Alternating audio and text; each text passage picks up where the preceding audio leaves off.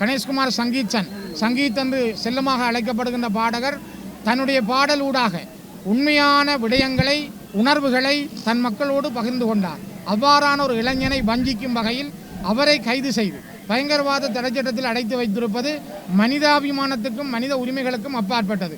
இதனை நாங்கள் வன்மையாக கண்டிக்கிறோம். இந்த மக்களுடைய உண்மைகளையும் அவர்களுடைய தேச விடுதலை சார்ந்த கனவுகளையும் அந்த இளைஞர்களிடம் ஏற்படுகின்ற எழுச்சிகளையும் மறைப்பதற்கு ஆயுதத்தையும் பயங்கரவாத தடைச்சட்டத்தையும் தான் இலங்கை அரசு பயன்படுத்துமாக இருந்தால் இந்த நாட்டின் நல்லிணக்கம் பற்றி நீங்கள் பேசுவதெல்லாம் வெறும் பொய்யான வார்த்தைகள் என்பதை அவை வெளிப்படுத்துகின்றன.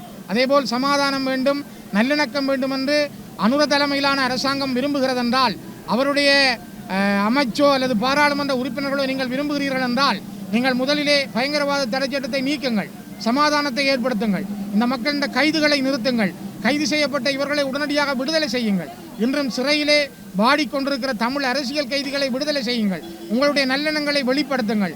வெறும் வார்த்தைகளும் நீங்கள் நடைபயிலுகின்ற நடைப்பயணங்களும் எங்கள் மக்களுக்கான விடுதலை இல்லை என்பதை மீண்டும் மீண்டும் நாங்கள் வலியுறுத்தவும் சொல்லவும் விரும்புகிறோம்.